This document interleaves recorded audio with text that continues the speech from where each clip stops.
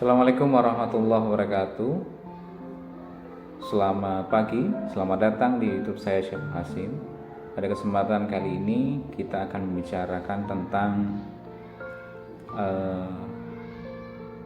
pengembangan bahan ajar, dan secara spesifik yang kita bicarakan kali ini adalah tentang prinsip pengembangan bahan ajar.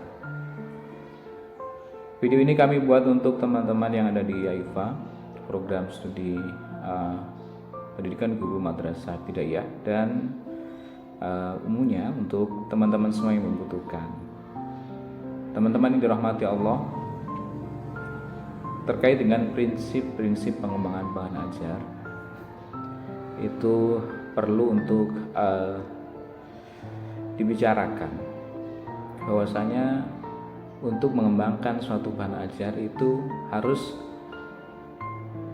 sesuai dengan beberapa prinsip. Yang pertama kaitannya adalah prinsip relevansi. Semua yang digunakan dalam proses pembelajaran, semua bahan ajar itu harus relevan atau berkaitan dengan satu dan lainnya, begitu. Jadi bahan ajar misalnya ada PPP misalnya, kemudian SK dan KD-nya harus berkaitan, sumber belajar, sumber medianya juga berkaitan, harus berkaitan. Materi pembelajaran itu hendaknya memang harus berkaitan, ada hubungannya dengan SK dan KD yang termasuk dalam pencapaian. Cara yang termudah yang menurut kami itu dapat digunakan adalah dengan mengajukan pertanyaan tentang kompetensi dasar yang dikuasai siswa. Dengan prinsip dasar inilah guru ini akan mengetahui apakah materi yang hendak diajarkan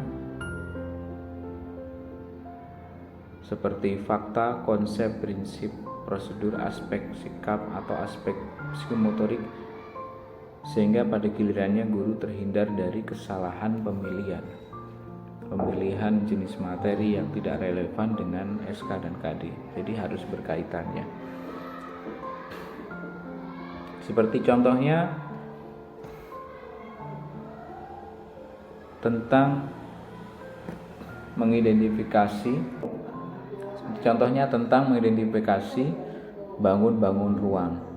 Nah, nanti dibawakan kemudian materinya adalah tentang bangun ruang persegi panjang, bangun ruang kubus, dan lain-lain seperti itu, harus relevan. Yang kedua adalah konsisten atau istiqomah dalam ajaran Islam seperti itu. Ketika kami ada di pesantren ada al-istiqomah al-fikaromah. Istiqomah itu adalah 1000 karomah. Artinya ada kesesuaian antara kompetensi dan bahan ajar. Jika kompetensi dasar yang ingin dibelajarkan mencangkup keempat keterampilan bahasa, bahan yang dipilih atau dikembangkan juga mencangkup keempat itu, gitu. Jika misalnya KD yang harus dikuasai siswa adalah pengoperasian bilangan yang meliputi penambahan, pengurangan, maka materi yang diajarkan juga secara konsisten itu membahas tentang itu. Soal pertama, soal kedua, dan seterusnya juga tentang penjumlahan, pengurangan.